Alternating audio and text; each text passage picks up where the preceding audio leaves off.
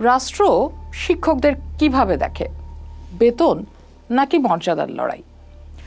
ধরুন আপনাকে একটা চাকরির প্রস্তাব দেয়া হলো, আপনার মূল বেতন ২০০০ টাকা, বাড়ি ভাড়া ১৫০০ টাকা, চিকিৎসা ভাতা ৫০০, সব মিলিয়ে হয়তো মাসে ১০-১২ হাজার টাকা পাবেন। করবেন এই টাকায়? যারা এই ভিডিওটি দেখছেন তাদের কেউই সম্ভবত এই প্রস্তাবে রাজি হবেন না, কিন্তু অবিশ্বাস্য হলেও সত্যি এই বেতনে আজ দেশের প্রায় ৬ লক্ষ এমপিওভুক্ত শিক্ষক কর্মচারী চাকরি করছেন এবং জাতির সন্তানদের শিক্ষিত করছেন। আর যখন তারা এই অপমানজনক ভাতার বিরুদ্ধে রাস্তায় নামছেন, তখন তাদের কপালে জুটছে পুলিশের লাঠি, টিয়ার গ্যাস আর জলকামানের উষ্ণ স্রোত। দশকের পর দশক ধরে একই দৃশ্য মঞ্চস্থ হচ্ছে। একটি অসহায়ত্বের চক্রে বাঁধা পড়ে তরুণরা এই পেশায় আসছেন, আর রাষ্ট্র তাদের ন্যূনতম সম্মানটুকু দিতে ব্যর্থ হচ্ছে। অবস্থা বদলাচ্ছে না। ২০২৫ সালের অক্টোবরে ঢাকার রাজপথে শিক্ষকদের এই আহাজারি আসলে বেতন বৃদ্ধির আর্তনাদ নয়, এটি তার চেয়েও গভীর কিছু। এটি মর্যাদার লড়াই। আমরা আমাদের সন্তানদের বাদশাহ আলমগীরের গল্প শোনাই, আজ হতে চির উন্নত হলো শিক্ষাগুরুর শির, সত্যি তুমি মহান উদার বাদশাহ আলমগীর। আমরা বলি কিভাবে একজন শাসক শিক্ষকের মর্যাদাকে নিজের সন্তানের সম্মানের চেয়েও উঁচুতে স্থান দিয়েছিলেন।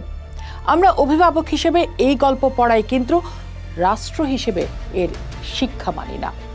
যখন ২৬,৪৪৭টি বেসরকারি স্কুল, কলেজ ও মাদ্রাসার প্রায় ৩,৮০,০০০ শিক্ষক এবং ১,৭৭,০০০ কর্মচারী তাদের ন্যায্য অধিকার চাইতে রাস্তায় নামেন, তখন রাষ্ট্রের আচরণ সেই গল্পের ঠিক বিপরীত।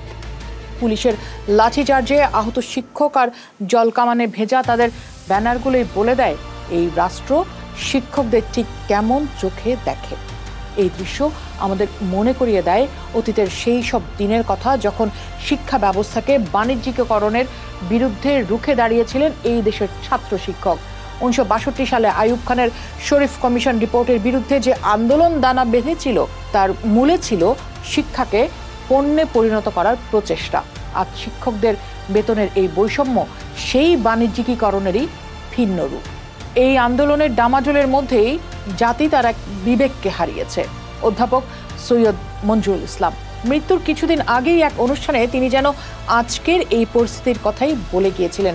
তিনি বলেছিলেন, সংস্কার হবে কি করে? যারা সংস্কার করবেন তাদেরও তো শিক্ষার অভাব আছে। তার কথাগুলো ছিল রাষ্ট্রের নীতি নির্ধারকদের প্রতি এক সরাসরি অভিযোগ। তিনি প্রশ্ন তুলেছিলেন, আমাদের প্রাইমারি স্কুলের শিক্ষকরা কত বেতন পান? সংস্কার তো ওইখান থেকেই শুরু করতে হবে। এই বর্তমান বাজারে তাদের যদি ১ লক্ষ করে টাকা দেওয়া হয় মাসে, তাদের থাকার জায়গা দেওয়া হয় মানসম্পন্ন, তাহলে মেধাবীরা বিশেষ পরীক্ষার জন্য লাইনে দাঁড়িয়ে সময় নষ্ট করার চাইতে এই প্রাইমারি স্কুলে এসে ঢুকবে। আপনি ভাবুন কত বড় একটি বিপ্লব হতে পারে এই শিক্ষার ক্ষেত্র। কেউ শোনেননি কথা। তার সেই আক্ষেপের বাস্তব প্রতিফলন আজকের এই আন্দোলন। শিক্ষকরা যে দাবিগুলো করছেন তা কোনো আকাশকুসুম কল্পনা নয়, কিন্তু তারা চাইছেন বাড়ি ভাড়া ভাতা মূল বেতনের ২০% অর্থাৎ ন্যূনতম ৩,০০০ টাকা, যা বর্তমানে মাত্র ১৫০০ টাকা।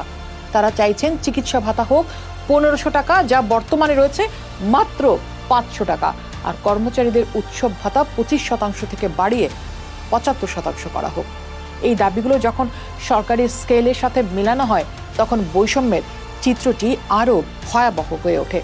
একজন সরকারি কর্মচারী যেখানে মূল বেতনের ৪০ থেকে ৪৫% হারে বাড়ি ভাড়া পান, সেখানে একজন শিক্ষক পান মাত্র ১৫০০ টাকা।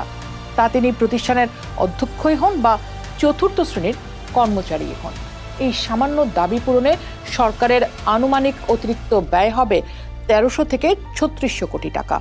আচ্ছা, এবার একটা প্রশ্ন রাখতে চাই, অন্তর্বর্তীকালীন সরকার বাজেট সীমাবদ্ধতার যে অজুহাত দিচ্ছে তা কতটা যৌক্তিক? বর্তমানে শিক্ষকদের বাড়ি ভাড়া বাবদ সরকারের মোট ব্যয় মাত্র ৪৭০ কোটি টাকা। লক্ষ কোটি টাকার বাজেটের দেশে শিক্ষা খাতের এই বিনিয়োগকে অতিরিক্ত চাপ হিসেবে দেখাটা রাষ্ট্রের সদিচ্ছার অভাবকে কি প্রকট করে তোলে না? আপনাদের মনে কি প্রশ্ন আসছে যে শিক্ষকদের এই আন্দোলন কি নতুন, বা ৫ বছর আগে হয়েছে, বা ১০ বছর আগে হয়েছে? না, শিক্ষকদের এই বঞ্চনার ইতিহাস দীর্ঘ এবং রক্তাক্ত। 2011 সাল থেকেই তারা জাতীয়করণ ও ভাতা বৃদ্ধির জন্য আন্দোলন করছেন। 2018 সালে আমরণ অনশনের হুমকির মুখে সরকার নামমাত্র ভাতা বৃদ্ধি করে। বাড়ি ভাড়া 500 টাকা থেকে 1000 টাকায় উন্নীত হয়, আর উৎসব ভাতা দেয়া হয় 25%। কতটা অমানবিক একটু ভাবুন তো। 2019 সালে নতুন 2730টি প্রতিষ্ঠানকে এমপিভুক্ত করা হলেও ভাতার কোনো পরিবর্তন হয়নি, যা বঞ্চনার আগুনে ঘি ঢালে। আওয়ামী লীগ সরকারের পতনের পর 2024 সালে কর্মচারীদের ভাতা সামান্য বাড়লেও শিক্ষকরা বঞ্চিত হয়েছেন। সর্বশেষ 2025 সালের আগস্টে 500 টাকা বাড়ি ভাড়া বৃদ্ধিকে শিক্ষকরা অপমানজনক আখ্যা দিয়ে তা প্রত্যাখ্যান করেছেন, যা এই সর্বাত্মক আন্দোলনের জন্ম দেয়। এ যেন সেই 1974 সালের শামসুল হক শিক্ষা কমিশনের বিরুদ্ধে গড়ে ওঠা আন্দোলনের প্রতিধ্বনি, যা শিক্ষার মৌলিক অধিকার ও শিক্ষকদের মর্যাদা প্রতিষ্ঠার দাবিতে সোচ্চার হয়েছিল। বারবার কমিশন গঠিত হয়েছে, কিন্তু শিক্ষকদের ভাগ্যের কোনো পরিবর্তন হয়নি। রাষ্ট্রের শিক্ষার প্রতি সামগ্রিক দৃষ্টিভঙ্গি প্রশ্নবিদ্ধ। আমরা এমন এক শিক্ষা ব্যবস্থা তৈরি করেছি যেখানে ঢাকা বিশ্ববিদ্যালয়ের অনার্স ডিগ্রিকে সিঙ্গাপুরের ডিপ্লোমার সমমান দেওয়া হয়।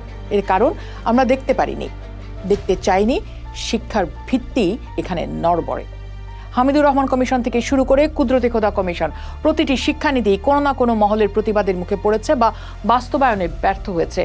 এত পরীক্ষা নিরীক্ষার পরও এই দেশে শিক্ষা সবার জন্য হয়নি, শিক্ষকদের বেতন পর্যাপ্ত হয়নি। এর কারণ কোনো সরকারই শিক্ষাকে রাজনৈতিক স্লোগানের ঊর্ধ্বে জাতীয় অগ্রাধিকার হিসেবে দেখেনি। সবচেয়ে হতাশাজনক অধ্যায়টি রচিত হচ্ছে এখন। যে গণ অভ্যুত্থানের স্বৈরাচারের পতন হলো, যার পর একটি সংস্কারমুখী অন্তর্বর্তীকালীন সরকারের কাছে জাতি পরিবর্তনের আশা করেছিল, সেই সরকার একটি নতুন শিক্ষা কমিশনই গঠন করেনি। যাদের কাছে পরিবর্তনের আশা ছিল, তারা শিক্ষাকে অগ্রাধিকারের তালিকাতেই রাখেনি। শিক্ষা মন্ত্রণালয় বলছে তাদের সুপারিশ অর্থ মন্ত্রণালয়ে পাঠানো হয়েছে, বাকিটা তাদের হাতে নেই।